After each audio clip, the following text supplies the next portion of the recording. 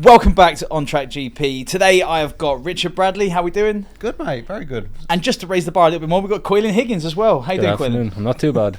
So we're going to be talking all about the Barcelona Grand Prix, but first we're going to do any other news ahead of our triple header European Grand Prix set. So we're going to Barcelona.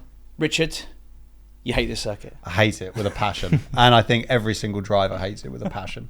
So why is that? Give us a driver's perspective. The problem with it is it's very, very biased in high speed and long right-handers. And the front left tyre, because the surface is really aggressive, it just wears completely. So overtaking is nearly impossible. And you can never push the car because the front left just dies. And you get graining in all conditions. And it's just the car never feels good. Because your car, when it's on new tyres, is always going to be so superior to your car when it's on old tyres. I despise this circuit. It's one of my least favourites. If your car is a Haas that just eats tyres, it's exacerbated. Yeah, you might. I mean, I don't want to say too much, but they might as well just retire already because they're not going to be scoring points. Quillen, do you like Barca? Yeah, I don't mind it. I've been there before a couple of times for the races. Been at the circuit and stayed in the city. Love the city, amazing place, absolutely amazing with the beach and everything. But I'd have to agree with Richard, from the circuit point of view, it's not the best circuit. And I do admit that the two races I was there, apart from Grosjean dropping it in turn 3 and causing chaos like he usually does, Gotta laugh a bit around. it was quite a boring trip. But great trip to the city though. Well, that's a little bit of a taster for us talking about the Barcelona Grand Prix. We're going to look at any other news now. And first up, lots of stuff going on at Haas at the moment. But we're going to talk about the rules and regulations for 2026. Richard, as a driver, is this going to work for you? Because a lot of the drivers are saying this is a pipe dream. I mean, yeah, it's. I think there's always going to be negative press coming out. The first thing you have to remember about Formula One is everybody has an agenda. And everybody will always say whatever they can for their agenda to work. If the cars were going to be 30 seconds slower than Formula 2, but it was a guarantee that Mercedes would be at the front of those 30 seconds slower, Mercedes would be for it. They would be for it. So I wouldn't read too much into what people are saying. I think that whenever a regulation change comes around, there's always a bit of criticism about it. And I think the ideas are quite radical, but the good thing is we're talking about them quite early. So there is time to actually act on some of the concerns that they have. So yeah, I'm sure there's certain things which definitely won't work at the minute. But also remember the FIA and FOM as a whole, they have a lot of resources, they have a lot of data, they have a lot of very, very intelligent people. So I highly doubt that what people are saying about it is going to be as bad as they think it will be. I think it's just a first design, and the look of the cars is really good, and some of the ideas are quite cool. It obviously needs a lot of refinement, as you'd expect from a first draft, but I wouldn't be as worried as people are about it. Quillen, George Russell and Fernando Alonso have said that getting 300% more battery but trying to lose 30 kilos is near impossible. Do you think that's the case? I think so, yeah, because obviously with these new regulations there's going to be a lot more emphasis on the hybrid power, which means a lot more, in terms of like the electric side of things and everything. So from that sense, there could be a lot more that could potentially go wrong as well in terms of a reliability side of things. But it's just like what Richard said, it's just kind of like fleshing it out. I remember when the first kind of designs for the current cars came out a couple of years ago, everybody, myself included, looked at them and thought, God, they look like spaceships or something. Yeah. But now it's just, it's normal now. So it's going to take a bit of time. Things are going to work, things are not going to work. The likes of the weight and that. Of course, there's current problems with the weight, with the, with cars being overweight. Yeah, exactly. So, I think it's just a case for the teams to kind of really figure out where they want to go with them. Have we got enough run-up time to fit these regulations, or is Toto right that the ship has sailed? No, I think we've got enough run-up time. I expect Formula One teams, they've got more than enough run-up time if they're able to do all the upgrades that they're doing. It's just a matter of prioritising. Toto is going to say that because his car's so far behind, and he needs to spend more time on his upgrades. But Red Bull will be like, yeah, sure, why not? Let's do that. But the other thing to remember as well is they're all making these comparisons, saying, it's not possible to get the weight from the batteries and to make them reliable. I mean, if you go back to sports cars a few years ago when the hybrids were unlimited, they made the cars 900 odd kilos with the most ridiculous hybrids generating 600 plus horsepower, and they're able to do 24 hours. So I don't really buy any of it. Again, I think that there's always an agenda in Formula One, and you have to be quite careful. And for a first draft, everybody just needs to take a bit of a sanity. The takeaway from the two drafts, one was that the net gain is going to be a loss in terms of it. They'll be faster in the straights, but they'll be so much slower in the corners. And George Russell made the comment they'll be too fast to drive on the straights, which is an interesting perspective. I kind of agree with that. I'm one of those who, we all love crazy speeds, but the speeds that Formula One cars are getting, like, when you drive a car, there's not actually that much difference in a racing car in terms of feeling between about 80 miles an hour and 140, 160, say. But when you start doing like 180, 200 miles an hour to 210 miles an hour, you really feel the difference. And so the speeds that they're talking about, approaching 400 kilometers an hour, that's like, things can go very, very wrong. So I'm kind of on the side of the drivers. Yeah, don't get me wrong, we like these crazy fast speeds and everything, and it's cool, but I think there is a limit to how fast we want to go. We've seen that problem exacerbated in terms of the high-speed crashes that we've had recently. We've had cars upturned. The halo has come to the saving grace of a lot of drivers as well. So having that speed increase is probably, at a certain point, you get a fall-off and a detriment rather than a net benefit. And and also the other thing is, of course, the faster you go, it doesn't necessarily improve the racing. On paper, Monza should be the best circuit for racing of the year, but it's normally not, right? Yeah. I think there was a reason when Le Mans cars, again, that's my area of expertise, when Le Mans cars started hitting 400 odd kilometers an hour. Started flying. At the end of the 90s, and things started going. Alec McNish out of a tree somewhere. Yeah, when things started going very wrong, they added the chicanes there, and the racing's got a lot better since they put the chicanes in. So I agree with them there. But on the cornering side of things, the real good thing about Formula One now is the fans coming in are more of your sort of your common fan who's got in because Drive to Survive or the big hype behind motorsport or whatever. And if you ask them to tell the difference, if you painted a car black, tell the difference in speed between a Formula 3 car and a Formula 1 car through a corner, hardly any of them are going to notice on TV. And I don't think anybody could actually, unless you got a trained eye, notice a difference in speed from qualifying to the race. Yeah. So in terms of the cars being slow around the corners, I don't think it'll make any difference to the show, provided that they can race better. I like that. The last thing that I'm going to mention, and I've been a huge advocate that I cannot stand DRS. Yes. It's the go faster button that it's Mario Kart, and I love the fact that we are getting rid of DRS. Yeah. Active aerodynamics. Quillen, is this a move for the better? I'm actually intrigued to see how this is going to work. I can't picture it in my head, and I find it a bit kind of hypothetical that the FIA are ruling this into the new regulations, considering their really stark approach in terms of moving parts and everything on cars, and a lot of Red Bull have fallen foul to the stewards many times over with parts moving on the front wing and that. So to go from being very strict about it to saying, okay, this is going to be a fundamental part of 2026 and beyond, I think it's a bit funny, but I'm really looking forward to seeing how it actually works. And Richard, with what they're calling the X and Z modes, you're the driver here. Are you a fan of this idea that the driver is fully in control of when they can turn this on and turn it off? I'm not a fan of it, to be honest. I mean, there's the problem is, again, Formula One, everybody has an agenda. And if you go back to when the racing was the best in recent memory, I think it was 2011 when we had 8 or 9 different race winners in 8 or 9 different races, whatever the number was. That was when Pirelli came in. And that was when Pirelli did as they were asked, and they gave very high degradation tyres. And then the teams kept on failing them because they went beyond the limits of the setups. And then Pirelli made some tyres which are durable because the teams asked them. Then everybody started complaining that the racing was too boring. And then Pirelli are like, well, what the hell do you want us to do? So again, everyone in Formula One's got an agenda, but it's no secret that the races which have the highest tyre degradation, your Bahrains, your Shanghais, your Silverstones, are always the best races in the calendar. So I wouldn't go for this. I would just say, have high degradation tyres and get on with it, boys. Well, Lewis raised it straight after Monaco.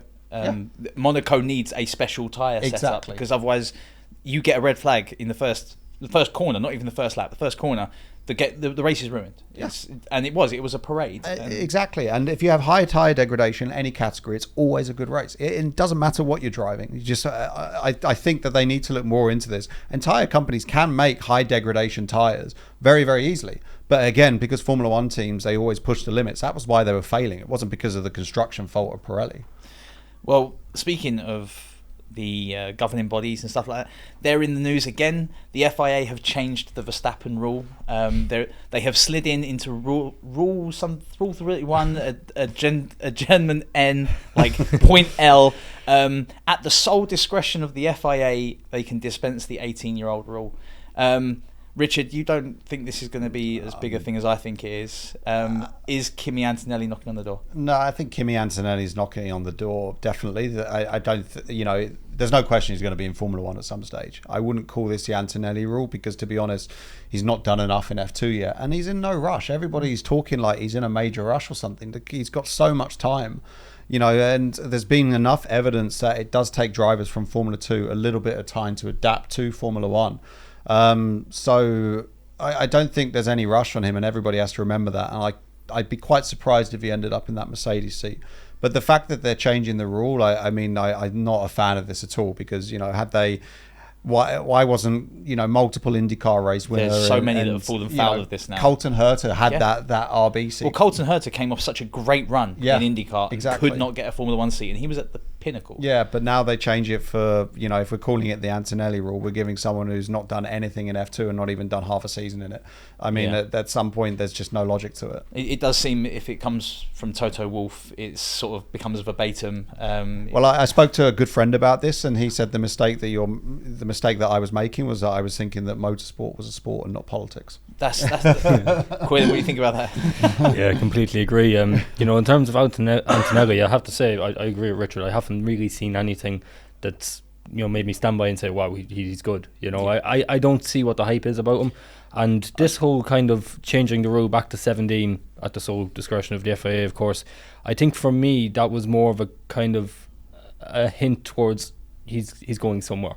But that somewhere I think will be a Williams seat or something. It won't be Mercedes straight away. I can't see it being... Given the development of Mercedes now, they need another ranked one driver. Even if it was Mercedes, I'd say no, don't do it. Go somewhere else first, because you think of people like Stoffel Van Dorn, for example, GP2 champion, came into McLaren, and there's been numerous examples of drivers before, came into McLaren, next best thing, he's out of the sport in 2 years. Look at Logan Sargent, how he's struggling after his reputation. Yeah, exactly. Yeah. Well, there are exceptions, like Liam Lawson did an incredible job, but it's a very, very different ball game, and it's not easy to adapt. Sticking with the young drivers, we're going to talk about Liam Lawson first. Verstappen seems to be nurturing his new teammate. It's come out in the news recently that Lawson said Verstappen's got the best problem ever to be hated for being so successful. And after the Dutch Grand Prix, Verstappen actually went and gave a load of advice to Lawson. Do you think he's trying to push Lawson into that RB seat? Do you think that's what's coming? I expect Verstappen doesn't really care about it, to be perfectly honest with you. He's in a position I just wondered whether the cold, clinical Max Verstappen that we see in the news, is there a nurturing side to him? I expect that he's probably speaking to Liam Lawson now as somebody who's got the world at his feet and could do, quite frankly, whatever he wants in motorsport. Probably speaking as someone as a fan of motorsport and just seeing someone and giving them a little bit of advice. And to be honest, you sometimes want to do that with people, but you're obviously always competing against them, because drivers are generally fans of motorsport at the end of the day. So you hope so. Yeah. Like some of them are questionable, but most of the drivers are, and I think that's he won't be thinking about Liam Lawson, he'll be thinking purely about himself. But if he can help him, then why not? So sticking with the young drivers, because we'll talk about silly season just throughout. Where is Liam Lawson going? Is he sticking as a reserve driver, or is he going to pick up a seat elsewhere? He'll be an RB, because if he doesn't, then somebody will snap him up immediately. And if he's not in the RB seat, where is he? I don't know. I expect, but I can't see that not happening, because why would Red Bull invest all this time and money in him if they're just going to hand him for someone else? And they were quick to pull the trigger as well when Ricciardo was injured. Exactly. So. Didn't Christian Horner say sometime last year, I think, that he told Liam he's guaranteed a seat for next year, so you'd have to assume that's given that there's only one seat available at Red and Bull, also De Vries got binned after Silverstone, so that's how long he got. So maybe Ricciardo's under the same guys as De Vries. That's interesting, because it does seem that Red Bull are keen to keep Danny Rick for whatever reason, whether it be the social agenda, the personality, if you will. But do you reckon he could be sacked halfway through the season? Well, to be honest, I'm surprised he's made it this far. we got a Danny Rick hater. Miami. I wouldn't say calling for his head, but it's a results-driven business. It's as simple as that. So the Red Bull lineup for next year is Verstappen, Perez, Tsunoda, and Lawson for you. Yeah, I think so. Same, Colin? Yeah, I'd agree with that. I can't see another year for Daniel. The next young driver, Ollie Bearman. Is he going to be in Haas? Because obviously he's going to be in a Haas car this weekend. He's taking Nico Hulkenberg's car, so he's driven both cars now. He's just testing whether he wants K-Mags or Nico's. Ollie Bearman, is he going to be a Haas driver next year? I think that's pretty much a sure thing. I think he's done more than enough. Everyone knows that there's a bit of how do we call it, some disparity in F2 sometimes between some of the equipment. I think he's fallen victim to that this year. I think he's got Antonelli, who everyone says is the next big thing, and he's been as good so far. Obviously, he did some spectacular things in F2 last year. He's done some very impressive things since he came into F1, and if anything, has actually done better in F1 than he has in F2. Well, he's got more points than several teams combined. Exactly. So I think he's a as long as he just keeps his nose clean and keeps on to the same thing, I think he's a sure bet. He's 19 years old. He's driven for Ferrari. He's put 23 laps in at various circuits. He's done a good job, but I would say he's got more credence than Antonelli in that I agree. sense. If I had a Formula One team right now, I would take Bearman over Antonelli. Yeah, I'd say. But I've said this on the podcast before. I remember seeing Bearman for the first time when I was coaching someone in Formula 3 at Imola in 2021, and he was in Italian F4, and he was standout then. I actually sent a WhatsApp message to my mate saying this kid's the next big thing, and I still believe that for me, if anything, he's underrated. So we'll stick with Haas. It came out this week that a $35 million offer from Zhou Guanyu has been turned down by Haas. Does that sort of indicate that it will be Bearman +1, maybe K-Mag, maybe someone else at Haas, and they're not interested in Guanyu because of how he's doing at stake? What's not attractive about Zhou Guanyu? I don't know, to be honest. I mean, I find that I mean, to be honest, Zhou hasn't shown anything that would make him a leader at the minute. I think if you are going to have someone like Bearman, you do need to have a defined team leader, and Zhou hasn't shown anything that would make him that leader. Whether K-Mag stays, I'd be quite surprised, to be perfectly honest with you. Given his current status as the on-grid terrorist, it's kind of... It's quite unlikely. But he's taken some quite interesting lines into corners recently. But I rate Zhou very highly. I think that he gets a bit too much stick. I mean, is he another example of the machinery isn't there for him? Yeah, but that's the thing, because he's up against a very competitive teammate in Bottas, and it's not like Bottas has been wiping the floor with him. No. And Bottas has a very good proven track record, but he's just not spectacular, and I think that just it's almost like he's not fashionable, if that makes sense. I don't know. I do find that a bit strange. And Komatsu has come out and said that Haas have got a lot of upgrades going into this weekend. They were unlucky in Canada, I think. A bit more rain, they do very well in that race, but you cannot go from wets to slicks. That's probably not the strategy you need to be on. But at least both cars finished the race and weren't in the barrier.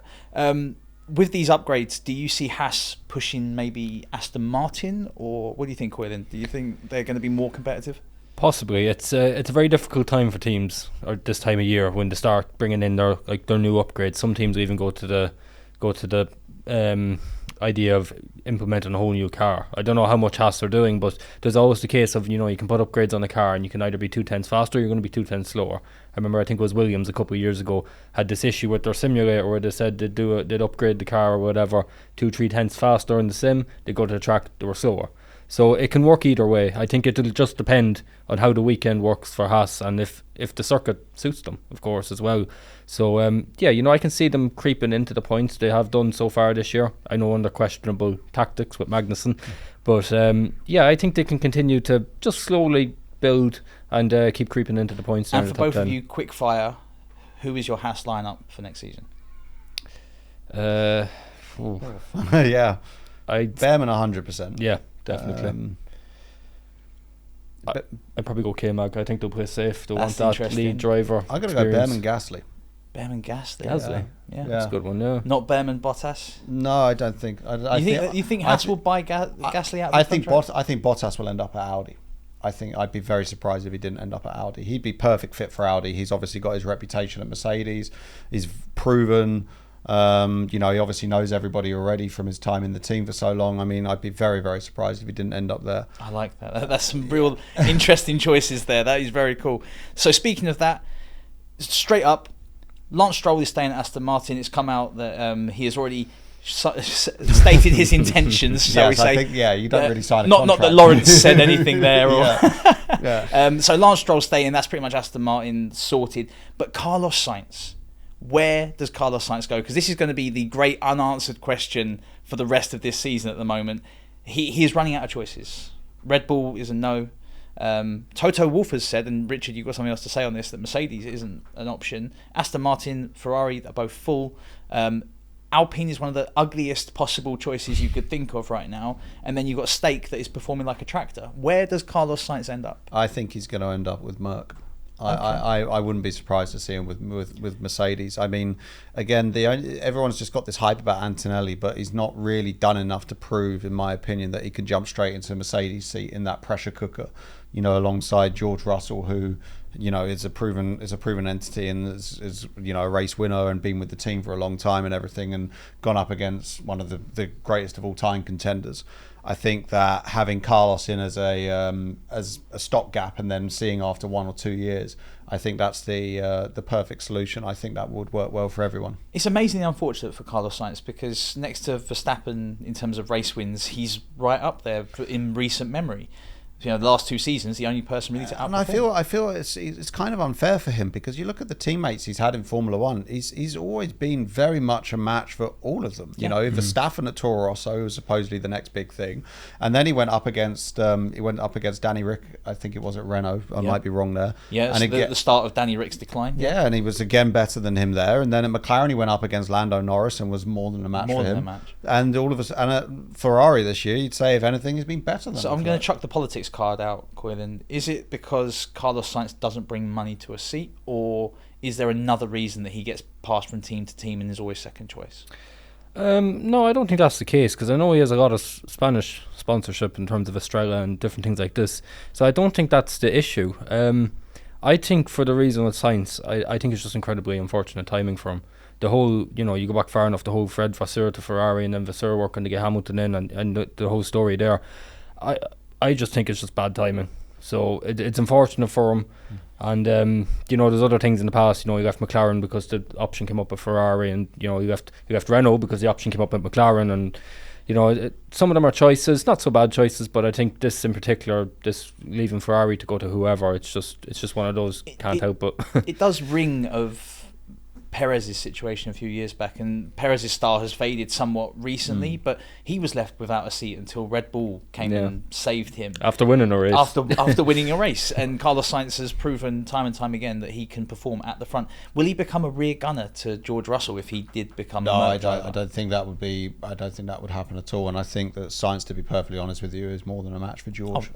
So I think that would definitely not be the case. But also, it's whether he wants quick-term success, because that Audi program, I mean, just go back and look at Audi's history, and I've, firsthand seen what they do in sports cars. They do not do things to finish second, and the stuff and the technology and the advances that they come out with, at the sports car level, were just obscene. And I would be, if I could put a bet on, I'd put a bet that Audi would be fighting for a world championship, or at least world champions within 10 years of entering the sport. It's just whether you want to go through that period of having to wait for them to get to that point, but they definitely will arrive there. So Carlos, if he gets a long-term contract at Audi, I would be very, very, entertained by that if I was him. Him and Nico Hulkenberg would be awesome. Yeah, just thinking on that there as you were talking, thinking about Sainz's previous experience in F1, he's driven for 3 manufacturers. When you think about 3 different manufacturers, that's a lot of experience. Came up in the Red Bull Junior program. To bring that into a new team like Audi, who, like you said, will want to win within 5 years, 10 years, really soon, really short time frames. I think to bring that experience as a driver, if that's something he wants to do, to kind of almost put his chips on the table and say this is going to work, I can make it work. I think that could be a big thing. So I haven't told Coylin and Richard we're going to do this, but what we're going to do now is we're going to quick fire the lineups for the 2025 season and then see how that turns out. We're going to go just spitball from the top. So the ones that are already done, but just see if there are any changes. Red Bull? That'll be the same for Verstappen, Perez. Ferrari? So we know that. Leclerc, Hamilton. Mercedes? That'll be Sainz, Russell. Okay. Aston Martin? It was Alonso, Stroll, we know that as well, right? So no Felipe Drugovich coming in. No, I can't okay, V-Club. V-Carb, it's always strange when you hear that name, isn't it? Lawson Sonoda. Lawson Sonoda, okay. Yeah. Sauber. Zhou.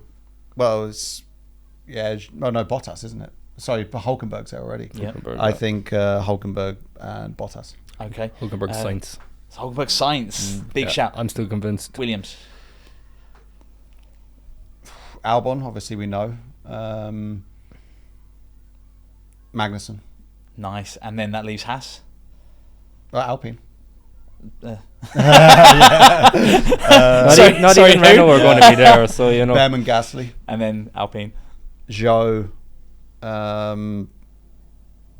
I wouldn't be surprised to see a junior person in the Alpine thing. Someone Doohan exciting. or somebody. Doohan, yeah. Doohan is a great shout. Yeah.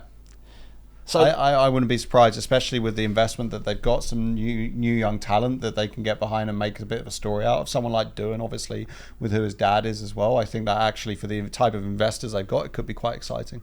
That's cool. I mean, we will check back sort of to the start of next season, see how silly season played out. But that's really cool. The last thing is a record fell at Canada.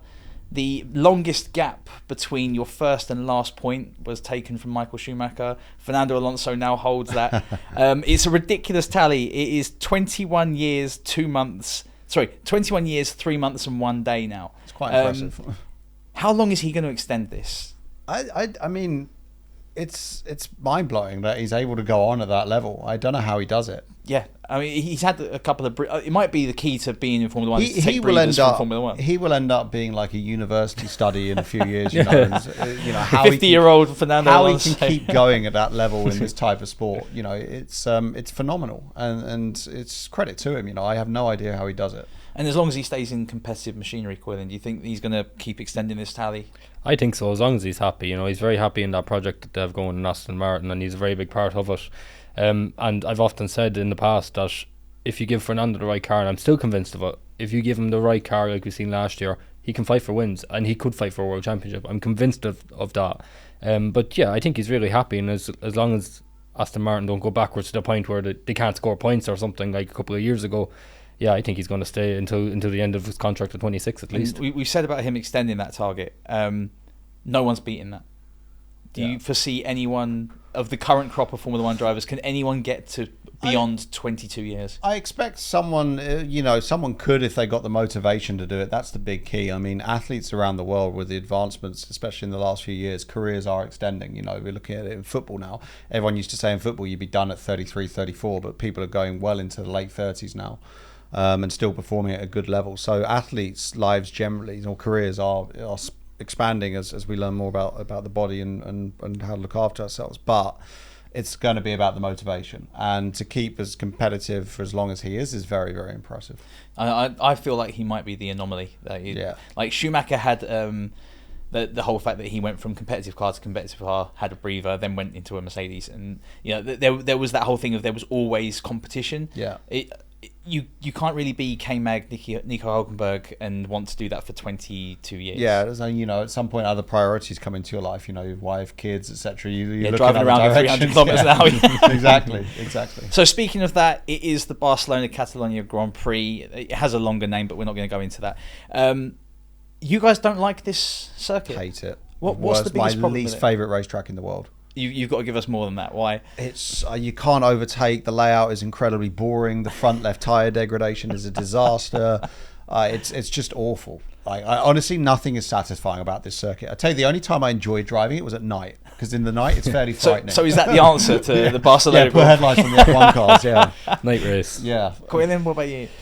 Yeah, no, it's I don't know what it is about the circuit, because it has all the characteristics. The quick corners, the going straight. Everything you need for good racing. But it's just, outside of 1996 and maybe 2016 when the Mercedes collided, I actually can't think of a race where I was like... So outside the golden era of Formula 1 and the title championship. Yeah. Normally I'm a bit gutted when I miss a Formula 1 race, but I'm on a plane on Sunday when the race is on, so I'm quite happy. Was that convenient timing by you? Yeah, very convenient. Booked it at 12 o'clock. So going into this race, Red Bull's form is up and down, to be polite. Miami, Monaco, Montreal, they did not play to their benefits, but Verstappen has said that they still haven't solved this problem. Red Bull going into this Grand Prix, they do look like the favourites, but you've got to say they're favourites, especially at Barcelona, which is the other thing with Barcelona, why it's normally so predictable, and another reason why drivers don't like it so much is because we do so much testing there. Yes, we drive it so much. Honestly, 50%, 75% of the sports car tested there, and Formula 1 used to have all their pre-season testing there. So we all have so much data and information. There's actually very little that you can gain from it, and everybody knows it so well. So the teams will all have their data set. So if your team does have a setup issue, it will probably be masked there, but then the teams will be in their pecking order. So I'd be very surprised. So if is that Verstappen also didn't why dominate. at this part in the season so many teams bank on their upgrades? Correct, because Barcelona, they got so much data from there, they'll be able to tell exactly how much it gives them. Quillen, how do you think Red Bull will fare this weekend going into? Yeah, I think it shouldn't be a problem. Again, it's a circuit they know inside out. You know, Verstappen, I'm pretty sure he won there last year. Yeah, he won last year. Yeah, I think it's going to be, you know, but then again, like McLaren and Ferrari are getting closer. The grid as a whole is getting closer. You know, I think Red Bull, it's not so much that they're getting things wrong. It's just everybody's getting closer to them and starting to kind of look over their shoulders a little bit. You know, we've seen about they testing the legality of the McLaren and Ferrari front wings, and little stuff like this is just indicating to me that they're watching everyone behind them. James Bowles has sort of come out and said that it's not necessarily that teams' upgrades are downgrades. It's just that everyone else is upgrading more, and you have that concertina effect. I mean, every time I hear this upgrading, downgrading, it reminds me of Phone Jacker. You know, I don't know if you remember that TV show, you know. Now that is a niche reference. Exactly. I just keep thinking of George Agduguengo, or whatever his name was. But we can't bring up Red Bull without talking about a certain Mexican. Sergio Perez, he celebrated a new contract in the most amazing style by crashing out and then qualifying 18th. I mean, Richard, if you got a new contract with Red Bull, is that what you'd do? To be honest, it's probably the safest race that you can do it in, right? Because he just got it signed and delivered. Look, Sergio has one job, and we were criticising him last year, but his job was to finish second. And for in Red my Bull defence, I was not criticising Sergio Perez. They were doing that. No, it's as long as he does that job, then and they finish second, that's all he has to do. Yeah. That's all he has to do. Well, he fulfilled that last year, yeah, and he did. And a he great looked job. better this year. You know, it's only one race where he went bad. Obviously, Monaco, I don't think was his fault. Qualifying was, but is he suffering because of his qualifying? Because that Red Bull should never be going out in Q1. It shouldn't be going out in Q3. But to be honest with you, it's not like he's only, you know, his qualifying form is so bad. And the fact that it's so bad means it's actually far easier to identify the problems. You know, if it was only like just not getting into Q2 or something, that's a lot harder for a driver to try and identify. But if it's so bad, it's normally very easy to actually identify the issue and therefore fix it. So the position he's in, if I was there as a driver, it would be annoying, but I wouldn't be concerned that it would be hard to fix. And I think a track that you know incredibly well, such as Barcelona, that the teams know the setup incredibly well, I think he'll have a very normal session this weekend. Well, this triple header should really favour Red Bull quite considerably, going from a track that they practice on so much, then they go to the Red Bull Ring, and then they go to Silverstone, all traditional, all great tracks, in my opinion. Yeah.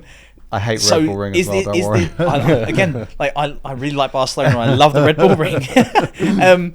Is this going to be like the telling point, Coylin, in terms of the make or break for the season, given the fact that Ferrari have now dropped with 2 DNFs? They are that much further behind. McLaren are pushing up, but they're kind of fighting for second, not necessarily biting on first. Is this the telling point for the season? I think so. I think it'll give us quite a bit of an indication whether we'll get a so-called championship fight or not. Yeah, you know, like we're just saying there, I think Red Bull don't really have anything to be worried about for the next couple of races. Spain, as we were saying, there's so much data from there. All the teams know it inside out. And in Austria, Red Bull's home race, they always do well there. So, yeah, you know, I don't know. I think, you know, McLaren are very favourable. I think they've upgrades this weekend, and they said that they're looking to continue where they left off the last few races and build on that. And then, in Austria and Silverstone last year, they were insanely quick with their upgrades. Well, that was the turning point, really, when McLaren decided actually going to be competitive and have really sort of turned it on its head. Can they do that again or something, you know? And they, for me, we'll keep throwing in silly seasons as we go, they have landed on the best possible setup of drivers for the foreseeable future. Yeah. Like Piastri has come in and settled so quickly. Norris now he's no longer Lando, no wins. He's doing incredibly well. Are they the next title contenders, or are they still behind Ferrari? I think they're if they the upgrades that they bought this year seem to work, because they brought them to Miami and we all know what happened there. And they clearly, and they've proven it with all their upgrades in the last season as well, that they know the correlation between that department and the racetrack is very, very effective. So I think they'll end up becoming Red Bull serious contenders by halfway through the season. One of the things I'm hoping for, is that McLaren are super competitive this weekend coming. Verstappen has said that the curb riding is going to be a huge issue with Barcelona, and that the Red Bull may have to stay off the curbs in order to stay competitive during the race. Is that going to be the telling point and going to be the minute difference between them and McLaren? I'd be very surprised at that, because Barcelona, I raced there earlier this year, all the curbs are just standard FIA molds. So they're the same It curbs. was interesting that Verstappen finds something to They're the complain same about. curbs that they use at every single FIA circuit. So no, I don't believe that for a second. I think. Do you think that's more smoke and mirrors? Yeah, I think that's smoke and mirrors. The only thing is the curbs that you go on them at high speed. So if you run your ride height a bit too aggressively, maybe you'll damage the underside, but not enough to affect the aero performance too much. I think he's just trying to divert attention there. And George Russell was sitting on P1. Are Merck back? I'm not convinced yet, no, because Montreal, for whatever reason, I think it was just a solid weekend. They did well, and then of course the changeable conditions all weekend. It's some teams will make advantages of that, some teams will falter, but I'm not completely convinced. Now let's see this weekend. Let's see what they can do in Barcelona. Let's see what they can do in Austria. Let's see if they can fight for pole again. But I think this was just one off. They're getting closer, but it's not. They won't be fighting Red Bull. Richard, was Montreal a perfect storm for Merck in terms of upgrades? Excusing the pun, obviously. No, it was, and also it's such a unique circuit. Canada's always one of those which throws up a few curveballs. We've seen that over the years with different winners, but Barcelona's different. Barcelona's pure downforce and aerodynamic efficiency, and I don't see Merck having made the upgrades in that yet. Yeah, and that's I think they're better than Aston Martin quite considerably, but I don't think they are in touching distance of Ferrari and McLaren in that sense. No. Speaking of that, will Ferrari bounce back this weekend? Yeah, I think they will, because I think they've got a fundamentally good car and they've proven it on the normal circuits this year. I think they'll be pretty competitive this weekend, but not on Red Bull's level. And you think Red Bull are going to walk it? Yeah, walk it. Absolutely walk it. Yeah. So we've got key upgrades coming. And Aston Martin have said that they will have the same amount of upgrades that they did at the same time last year. The problem is that last time they did that, they were these, inverted commas, downgrades. Do we need Aston Martin to be more competitive in terms of what they're doing, or is it just Alonso making the best of a bad car? I mean, I don't know. I'm quite intrigued to see, because they, if your upgrades are downgrades, then you have to have a look at your department and the correlation. So that's something they would have focused on working on over the winter, whereas McLaren definitely wouldn't have needed to focus on that. So this is going to be the first true test of where we actually see whether they work or not. So I'm not going to say anything about that too early, but I think we'll see this weekend whether it's true. They know it as well when they launched the car at the start of this year. They're saying about how last year there was a very limited kind of window for them to actually update the car, which is hence why I figure why they got it wrong. But they were saying that this year they developed this car with the mind of upgrading it in the future. So they've left a lot of things open. So I think like an open development strategy. Yeah, exactly. So I think it'll be interesting to see all these new upgrades in their form and see do they actually develop or give what they're meant to give to the team. So we haven't really touched on these teams, but in terms of going into Barcelona, what can Stake, Alpine, Haas do to improve going into this race, given the fact that they have so much data? Alpine just needs to start getting along. It would be nice if they stopped touching. Yeah, just get along. Just everybody in the team. Just do a nice normal race and don't create your own dramas. Do you think Alpine have made a rod for their own back by dropping Ocon so publicly and so openly, instead of keeping it behind closed doors? No, not really, because I expect Ocon would have wanted it to be out like that. Because at the end of the day, if he's not being kept on for next year, he's going to want to find a new path in his career. And if Formula One's not available, if he's going to look towards sports cars or Indy cars or something like that, needs to start now. You need, people. Okay, people in management talk to each other and stuff like that. But if you make it public, then everybody knows, so you can start to look for that. So I noticed that neither of you said Ocon is going to be at Sauber. No, I'm no. I've never been the biggest fan of his. Yeah. I'm not really. It's. There is a fantastic compilation video of every teammate he's hit. It's a fantastic video to watch. Yeah. I think he actually holds the record. It's an unwanted record of most collisions with a teammate. Yeah, it's not ideal. Well, he doesn't help himself. I mean, collisions with Perez, collisions with Gasly in Monaco, and even last week after the whole thing after Monaco and leaving the team, whatever, he was still not allowing Gasly through when the team would ask him to get. I don't just think things you they don't were do. Catching Danny Rick either way. but being petulant for 2 laps guaranteed they weren't catching him. Exactly. And that for me was enough to go, he's not buying into this anymore. Yeah. I would be surprised if he's not still in Formula One. I'm sure there is a seat for him, but are the likes of K-Mag, Bottas, Zhou more reliable, safer bets? I mean, if you've got Zhou who can keep up with Bottas, who made every Q3 in a Mercedes, walking around with 35 million, then why would you go? You have to justify, if you're going to pay Ocon a salary, you have to justify paying him plus 35 million difference effectively. Can you justify that? It also makes you wonder, with that 35 million sort of sitting in the back pocket. I also think Alpine, 35 million has been very highly inflated by the media. It's also a very specific amount of money. Exactly. Like, no one ever knows what money's being brought. Let's put it like this: the commercial value of someone like Yes. Zhou is definitely something that you'd have Which to try and go I would over. be surprised the Alpine seat for Zhou wouldn't be a miss. Well, also remember, Zhou was on their driver program in Formula 2, so he's already got a relationship with Alpine. Yeah, that's right. Yeah. So a Gasly show lineup could be quite interesting. Exactly, and I think that's why it is. And he didn't fall out with Alpine. They just didn't have a seat for him at that time, and he managed to get the seat with Alfa Romeo. Yeah. So you can't blame him one bit. Yeah.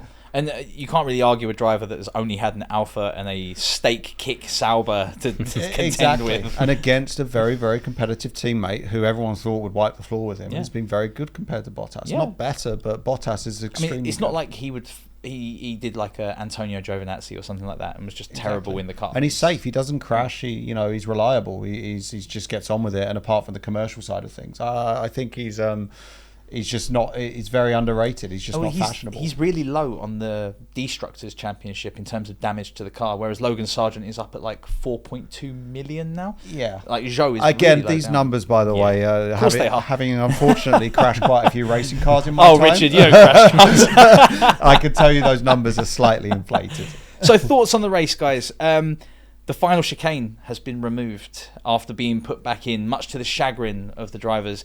Richard, driver's perspective, the final chicane's gone. Is that an improvement? That chicane was one of the single worst corners in motorsport. Honestly, that corner, when you drove it the first time, you just kind of went through it going, really? Is that not the best review of any part of a racetrack ever? Even on the video games, that corner's a nightmare. It hurts your hand trying to turn. I mean, honestly, it's like, it reminds you of something you do at the fun fair when you go to the beach when you first drive it. You just think, hang on a second, I can't be in a professional racing environment and drive in this corner. It was just awful. So yes, they got rid of it, which was a good thing.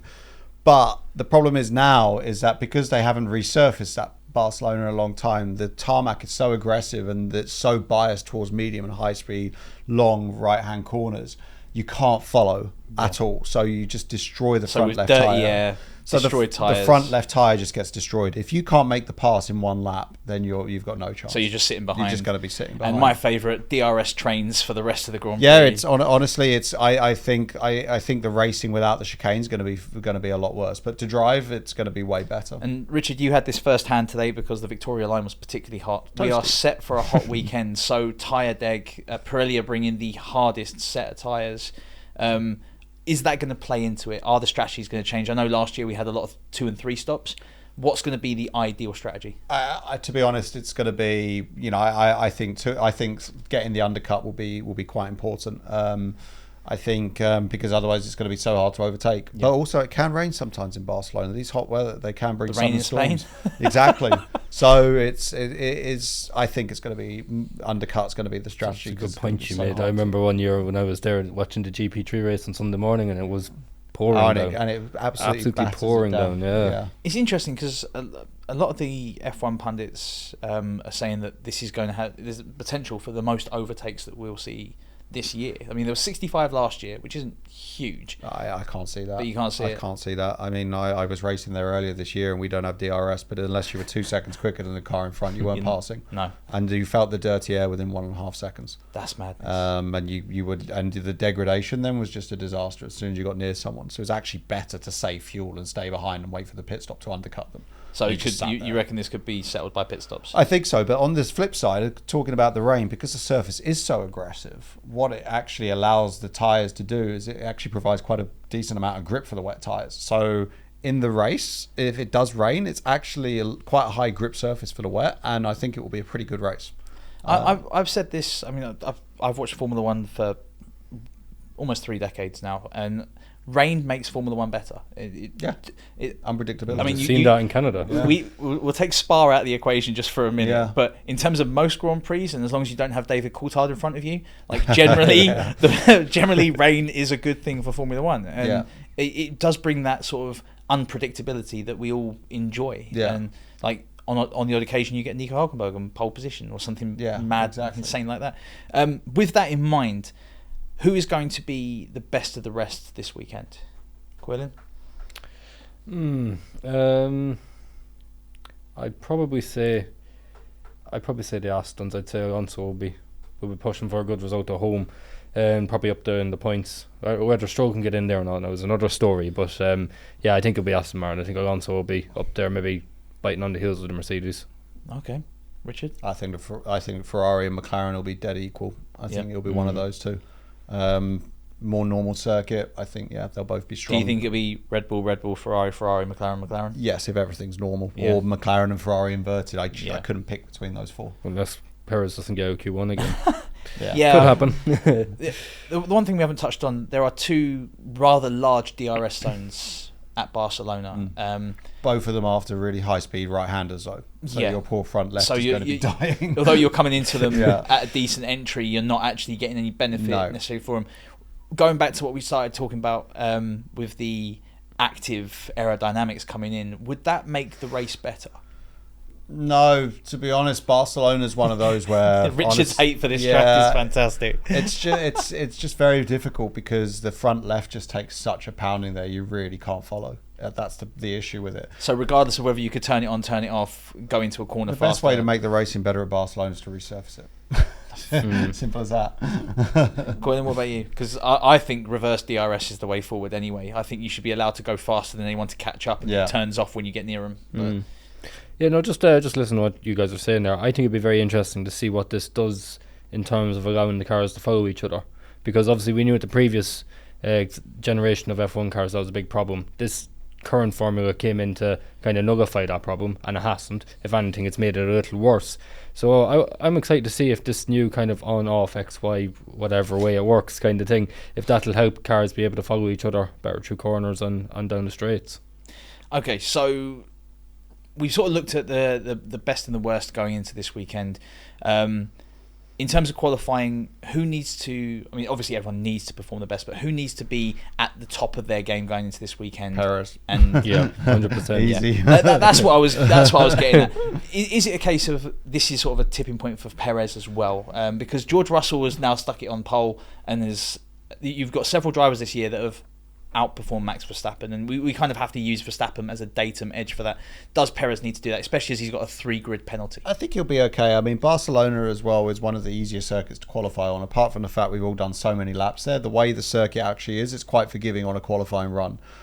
So I think it'll be a lot easier for him. If you said to me what's an easier circuit to qualify on, Canada or Barcelona, it's Barcelona by a million miles. Well, he can't do much worse than his Canadian qualifying. Exactly. Yeah. So I think, honestly, this is probably a good one for him to come to refine his form. And Carlos Sainz, home Grand Prix, same with Alonso. Is this going to be something that will favour both of them?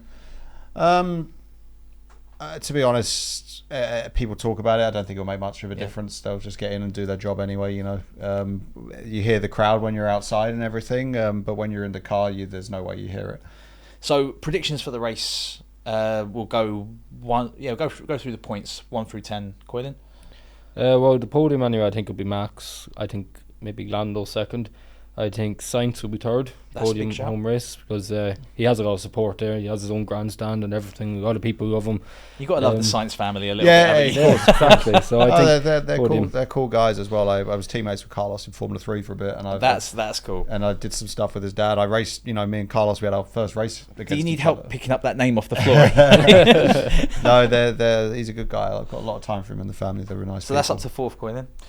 So fourth and fifth, I'd say fourth will be Russell, fifth will be Piastri, sixth will be Hamilton, seventh Alonso, eighth Perez. I think he'll score points, but I don't think he'll. But because of his grid penalty, it's going to make it difficult. It's going to, and then he'll get caught in the DRS train. He won't be able to move anywhere. So Perez P8, P9. I will say I'll go Gasly P9, maybe scrape a point for Alpine, a point or two, and I'm going to go Hülkenberg P10. Yeah, I love a bit of Nico. What about you, Richard? Red Bull 1-2, and then Ferrari, McLaren 3, 4, 5, 6, but I don't know what order. That's honestly just going to depend on the packages that weekend. Then I'd say Russell's in a bit of form at the minute. I'd say Russell 6th. I would say, I mean, Barcelona, it's such a normal track. I would say Lewis will be right behind him as well because they'll be very close. And then it's a bit where it gets interesting. I'm going to go, I think, Gasly P8. I think Tsunoda P9. And then I think Albon P10. Tsunoda's a good shout. Yeah, I think he'll be good there. And Albon pulling something out of the bag. Yeah, as usual. Yeah. The deg is too much for Haas. I don't know about the Mercedes side by side. Remember when we went side by side last year? What happened? Yeah, they hit each other in qualifying. Exactly. I mean, exactly. Like you say, with the tyre deg, any car that eats their tyres is going to struggle massively. Dead. I mean, honestly, you'd rather be 1 second slower on ultimate pace but save 2/10 worth of deg at Barcelona. It's that bad. Well, we're going to leave it there in terms of the overshadowing, shall we say, for the Barcelona Grand Prix. I'm actually looking forward to it. I think it's going to be an awesome. Oh yeah, motorsport's awesome. I mean, I would honestly, I'd love to watch it, but as I said, I'm flying, unfortunately. So no, that's a fair excuse. Yeah. Coy, then you'll be watching. I will be watching, of course. Yeah, never miss it. I will be watching with my newborn and getting her a Red Bull shirt. Guys, that has been our roundup for the Barcelona Catalonia Grand Prix. Remember to like, share, and subscribe, and we'll catch you on the next one. Bye bye.